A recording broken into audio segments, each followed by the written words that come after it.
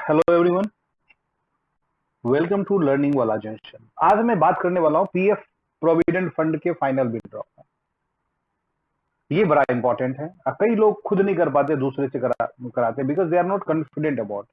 तो आपकी क्या सब पॉइंट्स हैं, क्या सब इंपॉर्टेंट चीजें हैं, क्या सब इंपॉर्टेंट टूल्स हैं जिसकी जानकारी आपको होनी चाहिए। ये बड़ा जरूरी है जब आप आईटीआर फिल या सॉरी फुल एंड फाइनल करते हो पीएफ का। तो उस वक्त आपको ये टूल्स के बारे में थोड़ी सी जानकारी होनी चाहिए।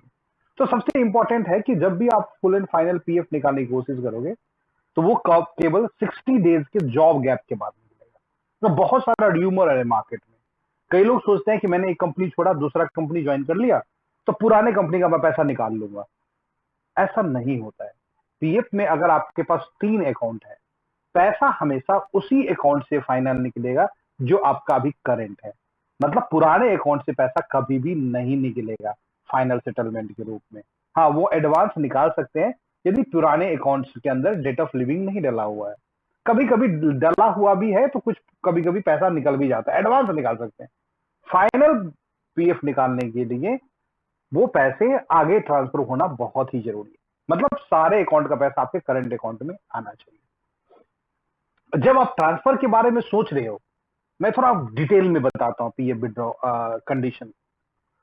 ट्रांसफर की भी बात थोड़ा कर देता हूं। अगर आप ट्रांसफर के बारे में सोच रहे हो तो ट्रांसफर के भी बहुत सारे कंडीशन। आप घबरा के जल्दबाजी में कभी भी ट्रांसफर ना करें। बिकॉज एक केस बताता हूं कि आपने क्या किया, अपने पुराने अकाउंट को नए अकाउंट में पैसा ट्रांसफर कर दिया और संजोग से नई वाली कंपनी में आप 6 मंथ से ज्यादा नहीं टिक पाए। तो अब यहां से अगर फुल एंड फाइनल निकलेगा तो पेंशन आपका पूरा नहीं निकलेगा। बिकॉज पिछले कंपनी में आपने 10 साल काम करा, एग्री, लेकिन इस कंपनी में आपने 6 महीने पूरा नहीं किया। तो पीएफ निकालते वक्त वो बार बार रिजेक्ट कर देंगे कि आप पीएफ के लिए, पेंशन के लिए एलिजिबल नहीं है। पेंशन निकालते वक्त बार बार रिजेक्ट कर देंगे। तो बहुत सारी चीजें जिसको आपको ध्यान रखना पड़ेगा। तो पीएफ ट्रांसफर आप कर लेते हैं। फाइनल विड्रॉ लास्ट अकाउंट से होता है। गैप 60 डेज का होना चाहिए, ये पहला है। सेकेंड है एक कंडीशन, टैक्सेबिलिटी का भी आके फंस गया है, जिसमें आप 60-70% केस में आप फंसोगे टैक्सेशन के अंदर, कुछ केस में आप बच भी जाओगे। अब होता क्या है कि अगर आपने 5 ईयर से कम का आपका सर्विस है, जरूरी नहीं एक ही कंपनी में, 5 कंपनी में, लेकिन 5 साल तक लगातार आपने पीएफ नहीं निकाला है, वो सारे पैसे को आपने एक जगह इकट्ठा करा हुआ है, तो 5 ईयर से अगर कम आपकी सर्विस है और आपका जो अमाउंट है, जो पीएफ विड्रॉ अमाउंट है, वो 50,000 से ज्यादा है तो टैक्स लगेगा उस पर। आप समझिए, पीएफ अमाउंट, कौन सा पीएफ अमाउंट 60,000 से ज्यादा है, वो एम्प्लॉय कंट्रीब्यूशन और एम्प्लॉयर पीएफ कंट्रीब्यूशन की बात कर रहे हैं। 3 तरह का कंट्रीब्यूशन होता है, मेरे शॉर्ट्स में देखो मैंने बताया है 3 पार्ट होता है। एक तो वह आपका 12%, एक एम्प्लॉयर का 3.67% जो पीएफ में जाता है, तो वो 15.67% जो आपका टोटल पीएफ है, जो एक अलग सेक्शन में दिखता रहता है, उसका टोटल अगर 50,000 से ऊपर है तब ये को, ऐसा नहीं कि पेंशन भी जोड़ दें, पेंशन को इसमें ऐड नहीं करते हैं जब कंसीडरेशन करते हैं टैक्सेशन के लिए। तो पहला है 50,000 से अगर ज्यादा है तो आपको टैक्स पे करना पड़ेगा, 10% काट लेगा वो। अगर आपके पास पैन कार्ड है तो, पैन कार्ड नहीं है तो 36.25% आपका डिडक्ट कर देंगे वो पूरे पीएफ से। सो इस केस के सॉल्यूशन के लिए आपके पास 2 फॉर्म्स होते हैं। एक होता है 15G जो नॉर्मल यंग पीपल के लिए, एच है सीनियर सिटीजन के लिए। तो 15G फॉर्म आप भर के आप लगा दें तो आपका 1 रुपया भी टैक्स नहीं कटेगा। एक डिक्लेरेशन फॉर्म है, फॉर्म 16, जो टैक्स डिक्लेरेशन फॉर्म है। ये फॉर्म फिल करके जब आप अपलोड, अभी मैं दिखाऊंगा आपको लाइव में, जब पीएफ विड्रॉ करते हैं तो वहां ऑप्शन होता है फॉर्म 15G अपलोड करने का। और मैं 15G कैसे फिल करेंगे ये भी बड़ा टेक्निकल होता है थोड़ा सा। ये ऐसे नहीं कि आप सीधे फिल करके चला जाए, उसमें काफी कुछ क्रिटिकल्स है, काफी कुछ टेक्निकलिटी है। तो मैं ऐसा करूंगा, उसका एक अलग वीडियो बना के डाल दूंगा प्रॉपर, जिसमें आप फॉर्म 15G कैसे फिल करेंगे, आप खुद फिल कर सकते हैं। तो सबसे इंपॉर्टेंट इन टूलों को समझें कि आप टैक्सेबिलिटी को समझें कि अगर 5 साल से पहले कर रहे हैं, 50,000 से ज्यादा है तो। अब देखो इसका एक वो भी है, इसका एक कई तरह के सॉल्यूशन भी है, मल्टीपल। अगर आपके पास मान लो 1 लाख रुपया है तो 50,000 एक बार एडवांस निकाल लो और एक बार 10,000 निकाल लो, कम कर लो पैसे को। बिकॉज जब ये नहीं काउंट करता कि साल में आपने कितनी बार एडवांस निकाली है, उसको भी जोड़ के मैं पीएफ में टैक्स काट लो, ऐसा नहीं होता है। जो रिमेन पैसा है, जो एज एफ एफ निकल रहा है, यदि वो 50,000 से ज्यादा तब आपको ज्यादा परेशानी होगी। अगर मान लो एक केस ऐसा है कि आप इस मूड में है कि भाई टैक्स ना पे करूं, खुद ही निकाल लूं, फॉर्म भरना आता नहीं 15G का, तो फिर कैसे, क्या सॉल्यूशन है? आप क्या करें, अपना डेट ऑफ लिविंग ना डालें, एक बार में एडवांस निकाल लीजिए, एक महीने बाद फिर दोबारा एडवांस निकाल लीजिए, जैसे पैसा 50,000 से कम हुआ फिर फाइनल सेटलमेंट को डाल लीजिए, उस वक्त आपको 15G की जरूरत नहीं होगी। लेकिन अगर आपको पूरे पैसे एक वन शॉट में चाहिए तो आप 15G भरना जरूरी है, अदरवाइज आपका 10% टीडीएस कट जाएगा। अगर बाई चांस आपका कट गया 10% टीडीएस, उसका भी सॉल्यूशन है कि आप जो आने वाला फाइनेंशियल ईयर है जो अभी चल रहा है, उसका जो आईटीआर भरा जाता है, इनकम टैक्स भरा जाएगा, रिटर्न भरा जाएगा, आप वहां अपना इनकम टैक्स रिटर्न भर लें और वो जो पैसा आपसे डिडक्ट हुआ वो आपको रिफंड मिल जाएगा। तो आप जो कटा हुआ पैसा भी रिटर्न ले सकते हैं इनकम टैक्स रिटर्न भर के। अगर आपने कभी नहीं भरा है तो आपको भरना पड़ेगा। और एक चीज और, ये वो पैसा नहीं भी मिल सकता है अगर आपने अपने पैन को आधार के साथ लिंक नहीं कराया। तो आईटीआर तो भर लेंगे आप, लेकिन आपको रिफंड नहीं मिलेगा, तो इसलिए पैन और आधार को पहले लिंक कराए, बड़ा जरूरी है। तो ये तो थोड़ी सी मैंने टेक्निकल बातें बोली हैं जिसको थोड़ा ध्यान रखें। चलो अब आगे बढ़ के हम चलते हैं लाइव सेशन में, जहां देखते हैं कि क्या प्रोसेस है, कैसे हम इसको प्रॉपर तरीके से फिल कर सकते हैं।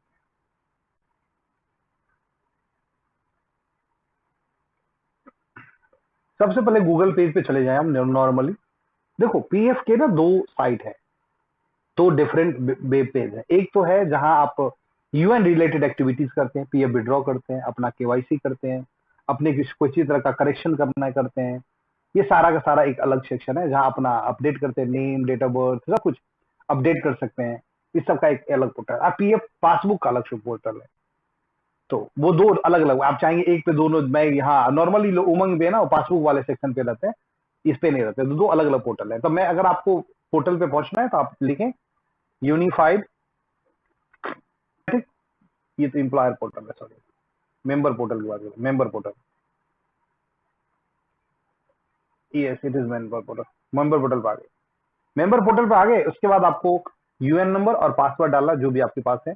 अगर आपके पास यूएन नंबर पासवर्ड नहीं है, आप मोबाइल पे बार बार अपना पासबुक चेक कर रहे हो और मोबाइल पे ही आप सारी एक्टिविटी कर रहे हो, तो नॉर्मली ओटीपी बेस्ड होता है, तो आपके पास पासवर्ड नहीं होगा, तो आप फॉरगेट पासवर्ड करके अपना पासवर्ड रिसेट कर ले, फिर आप लॉग इन करेंगे। अब उसमें एक परेशानी क्या होती है, जब आप फॉरगेट पासवर्ड करके पासवर्ड रिसेट करते हो, तो चूंकि मैंने आपको पहले बताया ये दो पोर्टल है, डिफरेंट पोर्टल है। एक है मतलब अदर डिटेल के लिए, एक है केवल पासबुक उससे क्लेम डिटेल को चेक करने के लिए टोटल। तो चूंकि दो पोर्टल अलग अलग है, तो दोनों पे जो डेटा ट्रांसफर में थोड़ा टाइम लगता है। तो अगर आपने पासवर्ड रिसेट कर लिया है, तो अगर आपने आज अभी अभी पासवर्ड रिसेट किया, तो आप इस पोर्टल पे तो तुरंत लॉग इन करोगे, लेकिन दूसरे पर लॉग इन करने में 4 से 5 घंटे का टाइम लगेगा, वहां पासवर्ड गलत बताता रहेगा।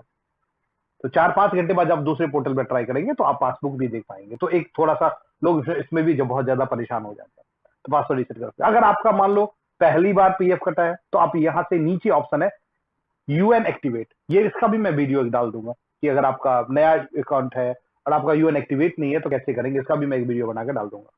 पर अभी एक और सिनेरियो चल रहा है कि भाई कई कंपनी बोलती है कि भाई आप अपना यूएन लेके आओ, आप नए एम्प्लॉय, मुझे नहीं मतलब, मैं आपका यूएन जनरेट नहीं करूंगा, आपके पास यूएन होना चाहिए। तो वो भी ऑप्शन यहाँ ऑप्शन है कि आप डायरेक्ट एम्प्लॉय अपना यूएन खुद अलॉट कर सकता है आधार पेन के बेस पे। इसका भी मैं अलग वीडियो डाल दूंगा, ताकि अलॉट, अगर आप पहली बार जॉब कर रहे हैं तो आप कैसे अपना यूएन क्रिएट करेंगे, कैसे वो ही यूएन आप आगे यूज कर पाएंगे एम्प्लॉय को देकर। ठीक है। और बाकी काफी अपडेट, ये नया अपडेट है, इसके ऊपर अलग वीडियो बनाऊंगा मैं। पेंशन हायर वेज के ऊपर वीडियो बना दूंगा, पेंशन हायर वेज का प्लान क्या है, कैसे डिडक्शन होगा। अगर अभी आपको 5,000 रुपया 2,000 रुपया का पेंशन मिल रहा है, तो वो अब 25,000 मिलने के लिए क्या हायर वेज का पॉलिसी है जो गवर्नमेंट ने लाया है, उसके ऊपर अलग मैं वीडियो बना के दूंगा। चलो आगे बढ़ते हैं। सबसे पहले आपने यूजर आईडी पासवर्ड डालें, फिर अपना कैप्चा ऊपर है वो डालना है आपको।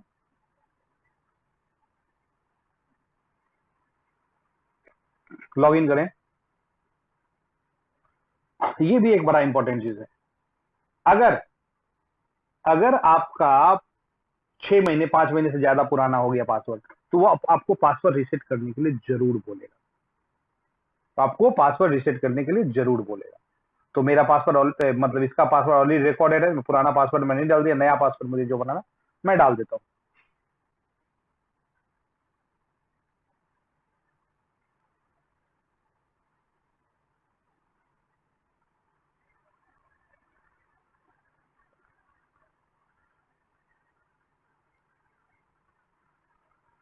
एग्री करना है। ओटीपी बेस्ड ही पासवर्ड चेंज होगा, ये भी बड़ा अच्छा है। ओके,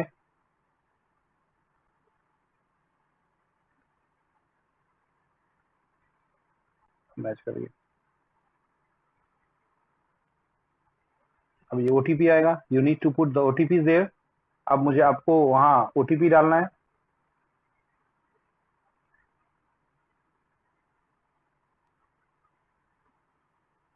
ये भी काफी लोगों को आज के टाइम में इसका भी परेशानी हो रहा है लोगों को, कि आपको पासवर्ड, पुराने पासवर्ड से आप लॉग इन नहीं कर पाएंगे। फिर कंटिन्यू कर दें आप, चेंज, ये चेंज हो गया। Let's go and log in the page.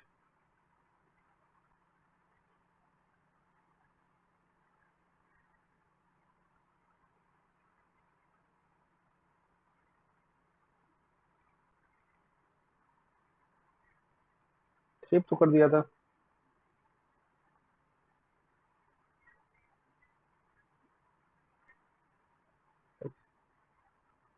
जी,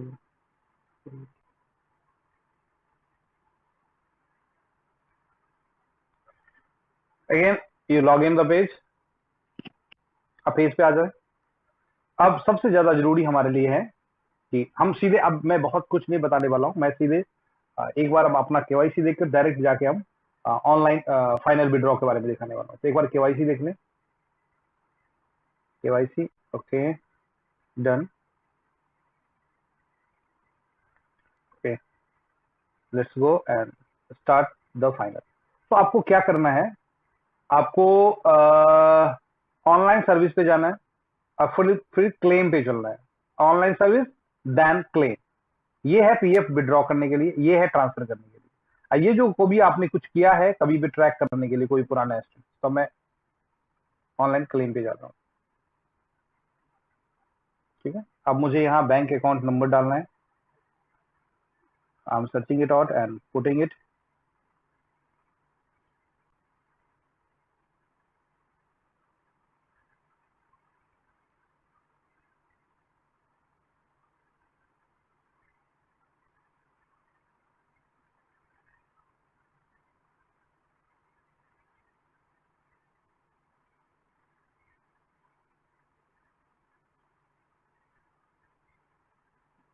एक मिनट, गिव मी 1 मिनट।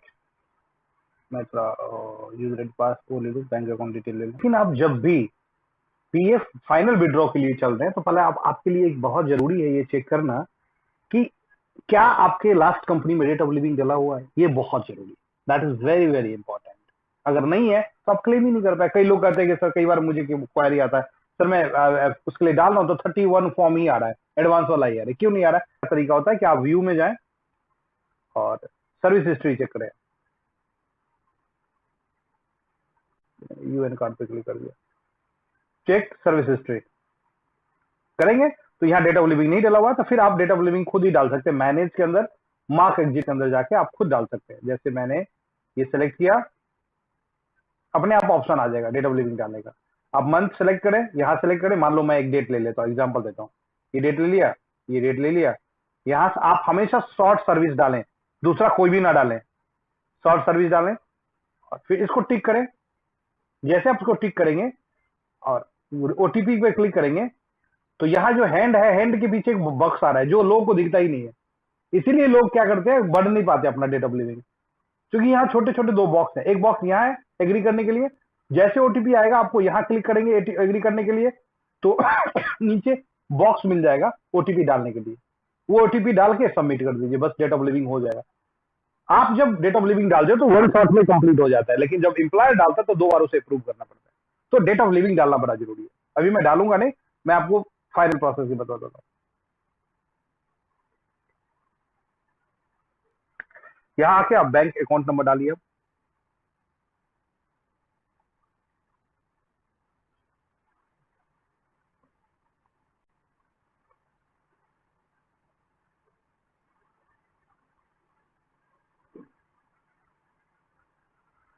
और वेरीफाई करें, कंटिन्यू करें। यही ऑप्शन है। वहां मुझे 31 फॉर्म इसलिए दिख रहा है, फॉर्म 19 10 इसलिए नहीं दिख रहा है, बिकॉज मेरा डेट ऑफ लिविंग नहीं डाला हुआ है, इसलिए नहीं दिख रहा। मुझे भी डालने का वो भी नहीं है, कंसर्न भी नहीं है। तो मैं किसी दूसरे अकाउंट से फिर इस प्रोसेस को, तो एडवांस का देख लो, सिमिलर प्रोसेस होगा, सेम ही होगा। आपको फॉर्म 19 में भी ये सारे डिटेल डाले। यहाँ एक ऑप्शन आएगा 15G अपलोड करने का, यहाँ ऑप्शन आएगा चेक का कॉपी अपलोड करना है। वो भी मैं आपके एक दूसरे पोर्टल पे जाके किसी इंटरव्यू मैं वो भी आपको दिखाता हूँ। Give me 2 minutes, I am just finding out. Hi everyone, was this section here we can get these options. Form 19 only pension withdrawal and scheme certificate and PF 31। तो मुझे 19 एंड ओनली पेंशन विड्रॉ दो option को use करना है। तो सबसे पहले हम यूज करेंगे फॉर्म 19, जहां मैंने टैक्सेबिलिटी की बात बोली थी। आई टोल्ड यू कि there is a taxability, you can see it is a form 15G is important to fill if your salary या total amount is more than 50,000 rupees। यहाँ आपको एड्रेस लिखना है और फिर आप चेक का कॉपी अपलोड करोगे and thereafter you need to tick it and got OTP and submit it। तो in this way you can apply form 19। always remember कि 19 and 10C both are important to withdraw। यदि आपका 10 साल 9 years 6 month 1 day से कम का service है continuous, मतलब multiple company में, लेकिन एक लगातार आपने पैसा नहीं निकाला है, 9 years 6 month 1 day है, तो केवल 19 निकालेंगे। इसके अलावा सारे केस में 19 और 10C साथ में ही अप्लाई करेंगे आप। कई लोग पेंशन अप्लाई नहीं करते, उनको लगता है पेंशन तो मिल जाएगा मुझे एज ए पेंशन, फिर बाद में पेंशन निकालने में आपको बहुत कठिनाई होगी। उसका भी ऑप्शन होता है, लेकिन मैं बाद में बताऊंगा क्या ऑप्शन, अगर आपको पुरानी किसी कंपनी में पीएफ पेंशन फंसा हुआ है कैसे निकालेंगे, उसका एक अलग क्लू है, लेकिन वो टेक्निकली यूजेबल नहीं है, वो आपको बेनिफिट नहीं पहुंचाएगा पेंशन का। दैट्स वाई आपको 19 और 10C साथ में बढ़ना है। तो 19 जैसे आपने फिल किया, यहाँ आपने फॉर्म 15G लगाया, या आपने स्कैन कॉपी लगाया चेक का और सबमिट कर दिया। तो जैसे आप सबमिट करेंगे उसके बाद तुरंत फिर आपको रीशेड्यूल करना है ऑनलाइन पे। फिर यहां से अगली बार आपको क्या करना है, यहां से नेक्स्ट टाइम में दोबारा प्रोसेस करके यहां से 19C लेना है, क्योंकि ऑलरेडी सेटल हो गया इसलिए। अदरवाइज सेम फॉर्मेट आएगा यहाँ वहां के, उस बार क्या होगा, केवल आपको चेक लगाने का ऑप्शन आएगा और फिर ओटीपी डाल के सबमिट करिए। ऑलवेज रिमेंबर आपको पीएफ और पेंशन साथ में ही विड्रॉ करना है। कई लोग 4-5 दिन बाद पेंशन डालते हैं, अगर पीएफ सेटल हो जाता तो बाद में वो बोलेगा कि पीएफ पेंशन के साथ डालो। कई लोगों को परेशानी होती है, पीएफ ऑफिस वाले पूरा चेक नहीं करते, बार बार आपको आपके केस को रिजेक्ट करते रहेंगे। ठीक है, सो पीएफ विड्रॉ के समय कुछ अभी जो मेजर प्रॉब्लम लोगों को फेस हो रहा है वो मैं आपको थोड़ा सा बता देता हूं, जो आपको मतलब हो सकता है आपके बहुत सारे कलीग हो जिनके साथ ये प्रॉब्लम हो, कि जब आप पीएफ, कई बार क्या होता है कि हम पुराने अकाउंट का पैसा ट्रांसफर करते हैं अकाउंट में और फिर उसके बाद विड्रॉ डालते हैं। तो मान लो पुराने अकाउंट में 1 लाख रुपए था और नए अकाउंट में आपका 50,000 रुपये, तो टोटल 1.5 लाख रुपया हुआ। लेकिन आप जब पीएफ विड्रॉ किया तो 50,000 मिला आपको, 1 लाख नहीं मिला, मतलब आपको दिया ही नहीं गया फाइनल। जबकि ये फाइनल विड्रॉ है, ये पार्शियल नहीं है, लेकिन आपको पार्शियल अमाउंट मिला। फिर आपके लिए बहुत बड़ा प्रॉब्लम होगा, बिकॉज अब वो 1 लाख जो फंस गया अमाउंट, वो क्यों फंसा वे भी बताता हूं और कैसे निकलेगा वो भी। इंपॉर्टेंट जो अमाउंट फंस गया, उसके बाद जब भी आप विड्रॉ के लिए दोबारा अप्लाई करेंगे तो आपका केस रिजेक्ट कर दिया जाएगा यह कह के कि अकाउंट ऑलरेडी सेटल्ड, आपको पैसा तो ऑलरेडी दे चुका हूं, तो अब क्यों दूं। आप परेशान हो जाओगे।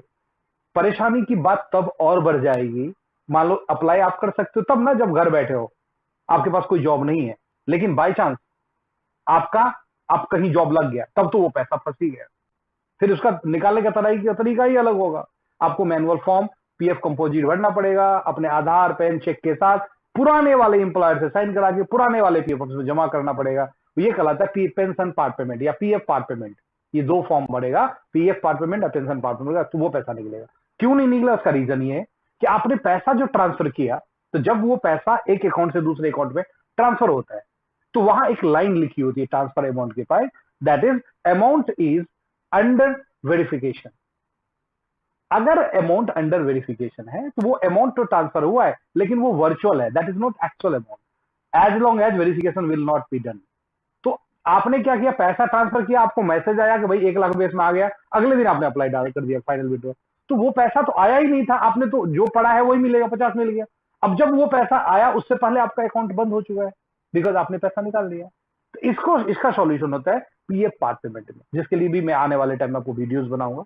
अगर आपको किसी भी तरह की इस तरह पीएफ रिलेटेड किसी भी तरह का प्रॉब्लम है, आपके पैसे फंस गए हैं, आपको पेंशन नहीं निकल रहे हैं, आप ट्रांसफर नहीं कर पा रहे हो, जॉब ओवरलैप है, आप मुझे कमेंट में लिखें, मैं उसका सॉल्यूशन जरूर बनाऊंगा, उससे रिलेटेड वीडियोस जरूर डालूंगा ताकि आप अपनी चीजों को रिजॉल्व कर सकें। थैंक यू वेरी मच आपका प्रेशियस टाइम के लिए, इतना समय आपने मुझे दिया।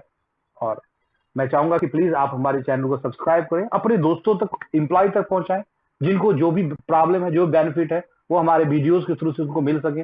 अगर उनके पास कोई भी कंप्लेन है, किसी भी तरह का प्रॉब्लम है, वो वीडियो पे कमेंट लिखकर उसका सॉल्यूशन मुझसे पा सकें। तो ओवरऑल देखा जाए तो लोगों का प्रॉब्लम दूर होगा, इससे रिलेटेड किसी भी तरह से की प्रॉब्लम हो पीएफ रिलेटेड। सो आप प्लीज शेयर करें, लाइक करें चैनल को एंड सब्सक्राइब करें।